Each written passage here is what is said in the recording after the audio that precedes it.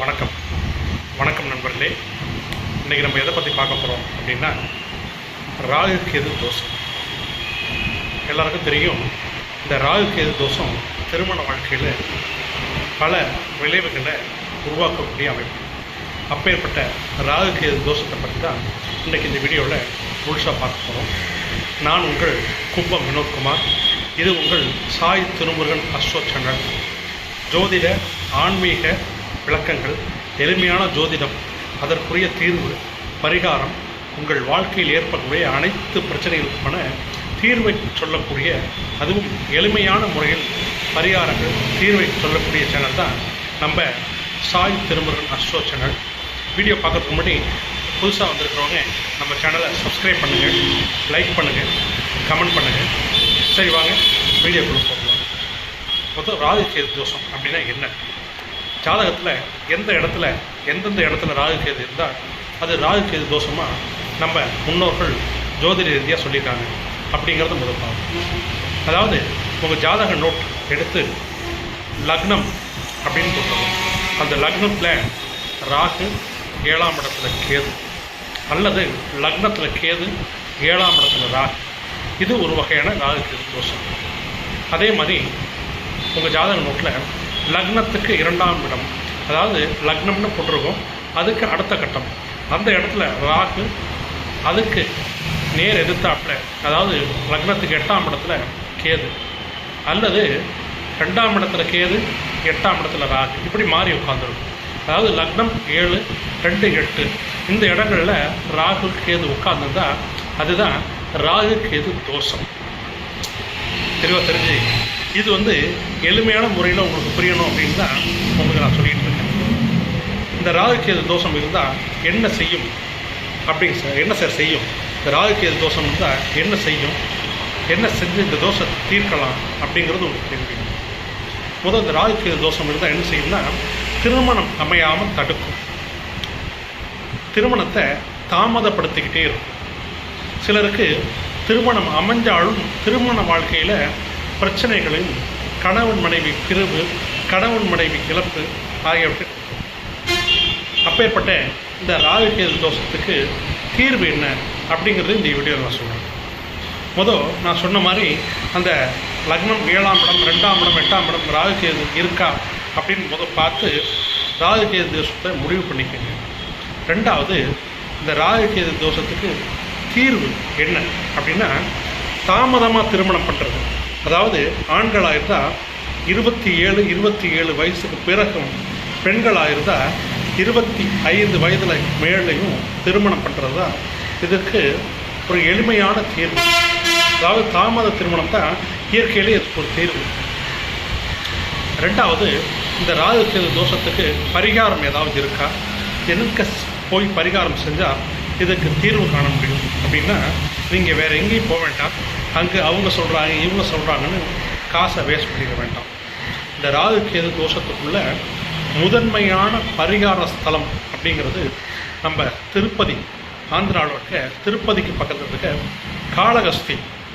காளகஸ்தி தான் இந்த ராகு கேது தோஷத்துக்குள்ளே முதன்மையான பரிகார ஸ்தலம். அதாவது ராகு கேது கிரகத்துக்கு ஹெட் குவார்ட்டர்ஸ் மாதிரி. அதாவது விஞ்ஞான ரீதியாக அந்த ராகு கேதோட ஆதிக்கம் அந்த காளகஸ்தி பகுதியில், அந்த கோவில் இருக்கக்கூடிய பகுதியில் இருக்குது அப்படின்னு விஞ்ஞானபூர்வமாக நிரூபணம் ஆன விஷயம். அப்பேற்பட்ட காளகஸ்திக்கு போய் இந்த ராகு கேது தோஷத்துக்கு பரிகாரம் செய்யணும். அங்கே எப்படி ஜோதிடரை பரிகாரம் செய்வாங்க, எப்படி சார் செய்வாங்க அப்படிங்கிறதுக்கு, நீங்கள் யாருக்கு தோஷம் இருக்கோ, அதாவது உங்களுக்கு இருக்கலாம், உங்கள் பையனுக்கு இருக்கலாம், உங்கள் பெண்ணுக்கு இருக்கலாம், உங்கள் சகோதரி யாருக்கு வேணாலும் ராகு கேது தோஷம் இருக்கலாம். யாருக்கு ராகு கேது தோஷம் இருக்கோ அவங்க அந்த காளகஸ்திக்கு குறிப்பாக போகணும், அவங்க தான் பரிகாரம் செய்யணும். அவங்களுக்காக நான் செய்யலாமா, இல்லை பையன் பொண்ணு வெளிநாட்டில் இருக்குது, பையன் வெளிநாட்டில் இருக்குது அப்படிங்கிறதெல்லாம் செய்ய முடியாது. யாருக்கு தோஷம் இருக்கோ அவங்க காலடி அந்த மண்ணில் படணும் பொண்ணு. ரெண்டாவது, உங்களுக்கு தெரியும், அது பழமையான சிவன் கோவில் காளகஸ்தீஸ்வரர், ஞான பிரசனாம்பிகை, இதுதான் அங்கே இருக்கக்கூடிய சிவனுடைய அம்பாளுடைய பெயர். அங்கே போய் இந்த ராகு கேது தோஷத்துக்கு பரிகாரம் பண்ணுறதுக்கு பணம் கட்ட சொல்லுவாங்க. ஒரு 1000 ரூபாய் 1500 ரூபா பணம் கட்ட சொல்லுவாங்க. அந்த பணம் கட்டிட்டிங்கன்னா ஒரு பெரிய ஹால் மாதிரி இருக்கும். உங்களை மாதிரி ராகு கேது தோஷத்துக்கு பரிகாரம் பண்ணுறதுக்கு உலகத்தில் இருக்க அத்தனை பகுதியிலும் அவங்க வந்திருப்பாங்க. அங்கே வரிசையாக உங்கள் கையில் 2 நாகத்தகடு, அதாவது ராகு கேது இன்னும் 2 நாகத்தகடை யாருக்கு தோஷம் இருக்கோ அவங்க கையில் கொடுத்துருவாங்க. வரிசையாக தோஷம் இருக்கிறவங்கெல்லாம் ஒரு காலில் உட்கார வைப்பாங்க. ஐயர் மைக்கில் மந்திரம் சொல்லிகிட்டே இருப்பாங்க. ஐயர் மந்திரம் சொல்ல சொல்ல உங்கள் கையில் புஷ்பம் பூவை கொடுத்துருவாங்க. அந்த 2 நாகத்தகடுக்கும் உங்கள் கையால் அர்ச்சனை பண்ண சொல்லுவாங்க. இது உங்கள் கையாலே பண்ணக்கூடிய விஷயம். அதனால தான் நான் ஏற்கனவே சொல்லியிருந்தேன், யாருக்கு தோஷம் ராகுக்கு தோஷம் இருக்கோ அவங்க தான் இந்த பரிகாரத்தை கண்டிப்பாக செய்யணும். உங்கள் கையால் செய்கிறது ரொம்ப சிறப்பு. ஐயர் மைக்கில் மந்திரம் சொல்லிகிட்டே இருப்பார். சொல்ல சொல்ல புஷ்பத்தால் அந்த 2 நாகத்தகடுக்கும் அர்ச்சனை பண்ணி முடித்த பிறகு அந்த கோவில் உண்டியில் அந்த 2 நாகத்தகடு ராகுவையும் கேதுவையும் சாத்திடணும். அதாவது அந்த கோவில் உண்டியில் இந்த 2 நாகத்தகடை போட்டுடணும். இதுதான் இந்த ராகு கேது தோஷத்துக்குள்ள முதன்மையான பரிகாரம், முழுமையான தீர்வு.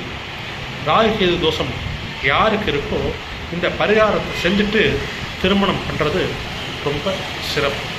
சரி ஜோதிடரே, இந்த பரிகாரம் பண்ணிட்டா எனக்கு தோஷம் போயிடுமா அப்படின்னா, இந்த பரிகாரம் பண்ணுறது தோஷத்தோட வீரியத்தை குறைக்கிறதுக்கு தான். அதே சமயத்தில் இந்த தோஷத்துக்கு உங்கள் பையனுக்கு இருந்தாலும் பெண்ணுக்கு இருந்தாலும் யாருக்கு இருந்தாலும் வரக்கூடிய கணவருக்கோ இல்லை மனைவிக்கோ அந்த ராகு கேது தோஷம் உள்ள வரனாக பார்த்து இணைக்கிறது தான் இந்த தோஷத்துக்குரிய முழுமையான தீர்வு. நம்ம அந்த தோஷத்தோட வீரியத்தை குறைக்கிறதுக்கு அந்த பரிகாரத்தை செஞ்சிடறோம். அதே சமயத்தில் இந்த ராகு கேது தோஷம் இருந்தால் அவங்களோட குணாதிசயம் ஒத்து போகக்கூடிய அதே ராகு கேது தோஷம் உள்ள வரனாக பார்த்து இணைச்சிட்டா ரொம்ப நல்லது. அவங்க வாழ்க்கையில் எந்த பிரச்சனையும் இல்லாமல் சுமூகமாக நல்ல முறையில் அவங்க வாழ்க்கையை தொடருவாங்க.